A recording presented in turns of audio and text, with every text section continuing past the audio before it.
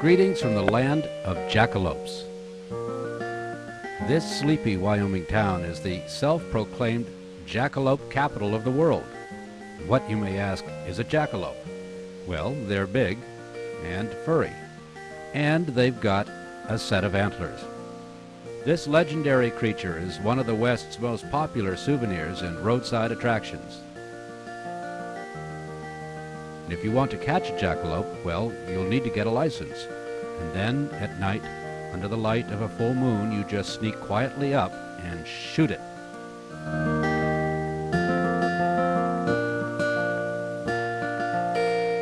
After you've bagged your trophy, just take it over to the Colbeck family, where Mama and Papa and the 3 kids will mount it up for you.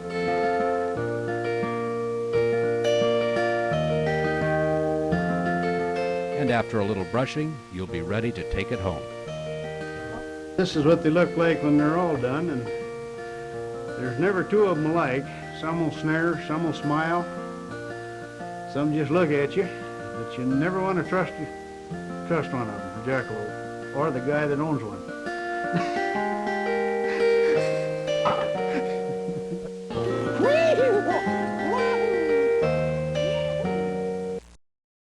Greetings from St. Louis, Missouri, and Bigfoot.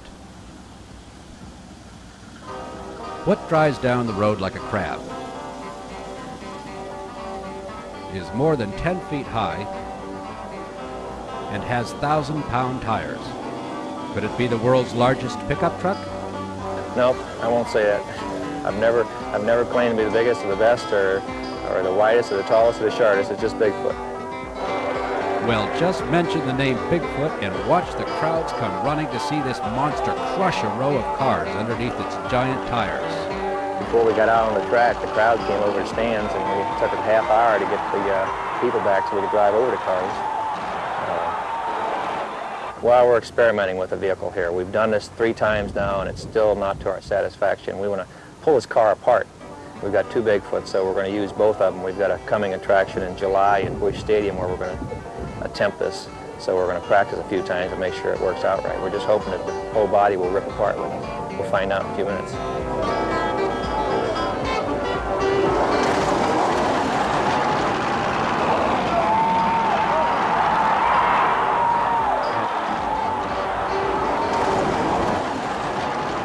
Bigfoot, watch out.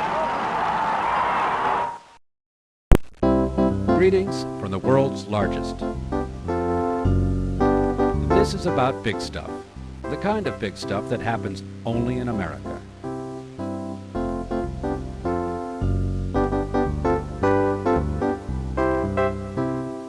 When the settlers crossed the Great Plains in their covered wagons, there were no trailside signs and entertainment.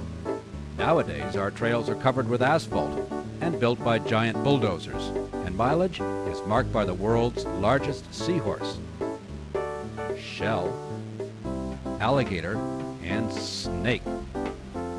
When you get hungry, you can stop for a belly-filling breakfast of Florida orange juice, a giant pot of Java Jive in Tacoma, Washington, some fresh milk at the Benoit Dairy in Spokane, and a plain donut in Los Angeles. How about an extra-large Coney Island hot dog with all the fixins for lunch? You could fill up your car with fine fossil fuel at the Big Dino Gas in Florida, or stop at Seattle's Boot and Hat Texaco station, where real roadside relief comes in the form of 2 Texas-sized cowboy boots. And if you think this is worth writing home about, you can always send a postcard from the world's smallest post office. Greetings from the Green Animals in Portsmouth, Rhode Island.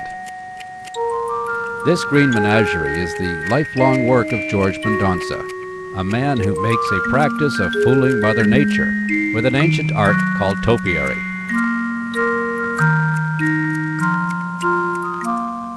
Anything that's trimmed from a living plant, regardless of the shape, it can be an animal, a bird, or just a column, anything that's hand-shaped would be considered topiary. The only problem with these leafy beasts is they keep on growing. What would you call a dog that needs a haircut 7 times a year? Well, I'd say he's all-American. He feeds on 5, 10, 10, the fertilizer. This one you have to be a little more careful because it starts to move on you. So, but you just take it a little bit easier. Just one wrong move and the tail of this dog will be cut short.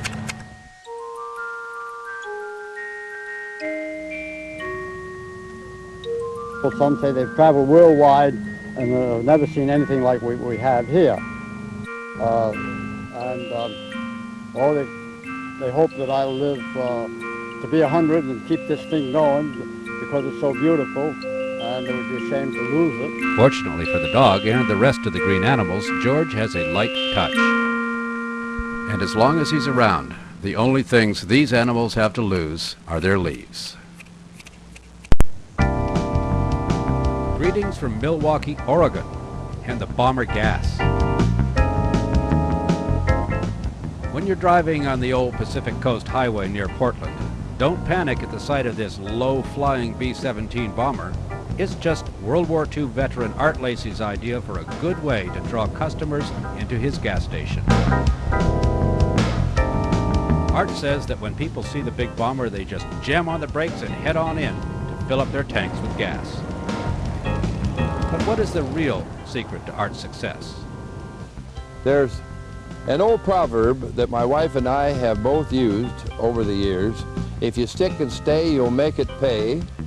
And people like to go where other people is, not where they ain't.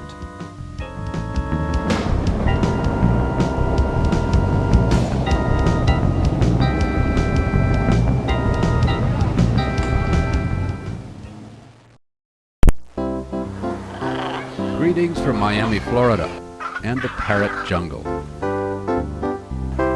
There are a whole lot of birds at this 1,300-acre feathered paradise, where 1,000 exotic birds are just part of the daily show.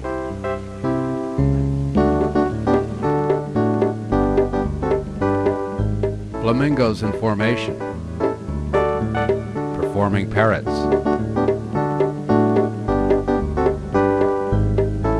and a very savvy rainbow-colored macaw.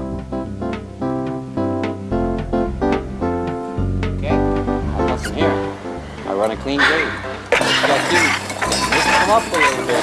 You got your eye on it? You're not losing it now. Atta boy. Where is it?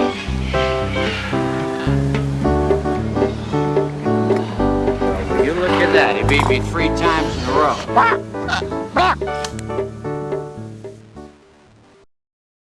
Greetings from Darwin, Minnesota, and the Curiosity Corner. This quiet corner of rural America contains a curious collection of objects which represent the personal treasures of Francis A. Johnson, a man who hates to see anything go to waste. I got over 400 different kinds of hammers, hatchets, and maulers. I got some 80 different kinds of sad irons. I got dozens and dozens of gadgets that most people don't know what they're for. But the most curious thing in Mr. Johnson's collection is this: the world's largest ball of twine.